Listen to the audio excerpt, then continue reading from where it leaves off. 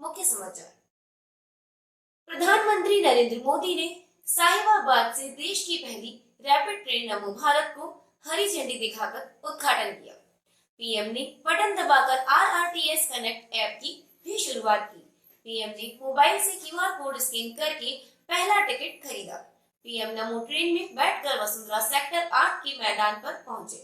यहाँ पीएम ने जनसभा को संबोधित किया।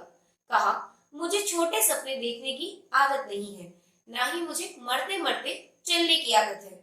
दिल्ली मेरठ का रैपिड ट्रेन का ये ट्रैक शुरुआत है। पहले फेज में दिल्ली, यूपी, हरियाणा, राजस्थान के इलाके नमो भारत से कनेक्ट होंगे। देश के बाकी हिस्सों में ऐसा ही सिस्टम बनेगा।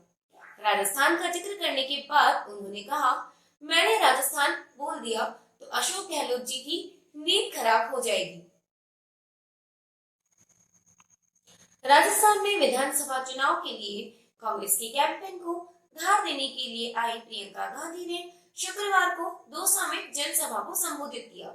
उन्होंने केंद्र सरकार की नीतियों और भाजपा पर जमकर हमला बोलते हुए कहा कि जब कांग्रेस सरकार ओल्ड पेंशन स्कीम ओपीएस लागू कर सकती है तो भाजपा इस मुद्दे पर चुप क्यों है। प्रियंका गांधी ने कहा, मैंने टीवी पर देखा, पता नहीं सच है कि नहीं, देव नारायण जी के मंदिर में कुछ समय पहले प्रधानमंत्री गए थे और एक लिफाफा डाल आए। मैंने टीवी पर देखा कि 6 महीने बाद प्रधानमंत्री जी की ओर से दिया लिफाफा खोला गया। जनता सोच रही थी कि भगवान जाने क्या होगा इस लिफाफे में। देश के इतने बड़े नेता आए थे, यह लिफाफा डालकर गए थे। लिफाफा खोला तो उसमें 21 रुपए निकले।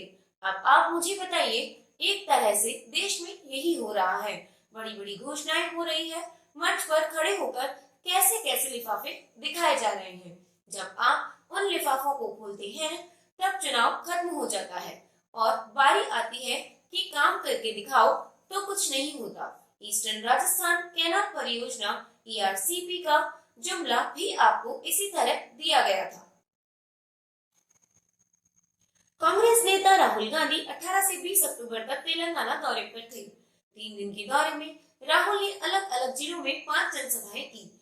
इसके अलावा उन्होंने स्थानीय लोगों से भी मुलाकात की। 18 अक्टूबर को राहुल गांधी तेलंगाना पहुंचे थे। इस दौरान कांग्रेस महासचिव भी उनके साथ थी। हालांकि शाम को वे दिल्ली वापस लौट गए। राहुल गांधी ने 20 अक्टूबर की शाम 4:17 पर तेलंगाना में अंबेडकर स्टैच्यू सर्किल पर जनसभा को संबोधित किया। उन्होंने कहा कि साल 2004 में कांग्रेस ने आपसे तेलंगाना बनाने का वादा किया था। सोनिया जी ने तेलंगाना बनाने में आपकी पूरी मदद की। मैं ये भी कह सकता हूँ कि अगर सोनिया जी ने तेलंगाना की मदद नहीं की होती तो तेलंगाना बनता ही नहीं। राज्य के एक परिवार के पास सारा पैसा जाता है। आपका सारा पैसा केसीआर परिवार को मिलता है। पिछले 10 साल केसीआर ने आपसे पैसा लूटा है। मैं आपको बता रहा हूँ, जितने रुपए केसीआर ने आपसे लूटे हैं उतने रुपए हम आपको वापस देने जा रहे हैं।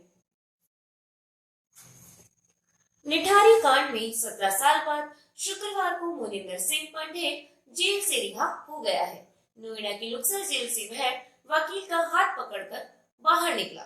इस दौरान मीडिया कर्मियों ने उससे बात करने की कोशिश की, मगर उसे कुछ भी बोलने से इनकार कर दिया। इसके बाद हाथ जोड़ते हुए कार में बैठा और निकल गया। इस दौरान जेल के बाहर सुरक्षा के कड़े इंतजाम किए गए थे। इससे पहले शुक्रवार सुबह मोनिंदर पंडेर का परवाना गौतम बुद्ध नगर जिला जेल पहुंचा।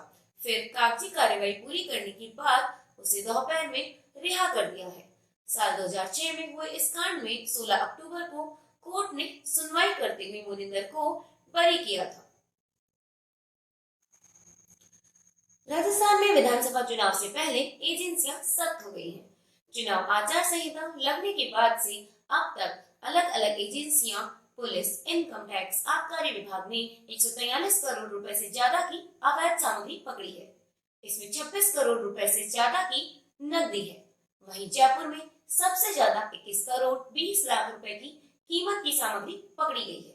मुख्य निर्वाचन अधिकारी प्रवीण गुप्ता ने बताया, आचार संहिता लगने से अब तक 7,95,978 लीटर शराब, 15 करोड़ 37 लाख रुपए कीमत, 26 करोड़ 27 लाख रुपए कैश, 38.94 करोड़ रुपए की ड्रग और 15.72 करोड़ रुपए की सोने चांदी की सामग्री जब्त की है।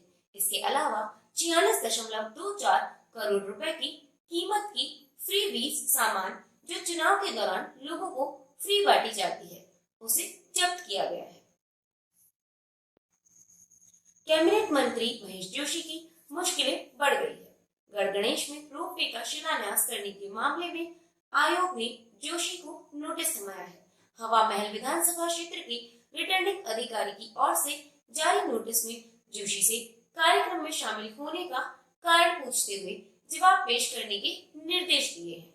रिटर्निंग अधिकारी की ओर से जारी आदेश में बताया कि आदर्श आचार संहिता लगने के बाद प्रदेश में धारा 144 लागू हो चुकी है। इस दौरान किसी भी राजनीतिक दल से संबंध रखने वाले राजनेता, मौजूदा विधायक, मंत्री को किसी भी सरकारी, अर्ध सरकारी, राज्य व केंद्र सरकार के अनुदान, सहायता प्राप्त या अनुबंधित संस्था के द्वारा आयोजित कार्यक्रम में शामिल होने, उद्घाटन, शिलान्यास कार्यक्रम में शामिल होना, मंच का उपयोग करने पर रोक है। ऐसा करने वाले व्यक्ति निर्वाचन आयोग की ओर से जारी आचार संहिता के उल्लंघन के दायरे में आते हैं।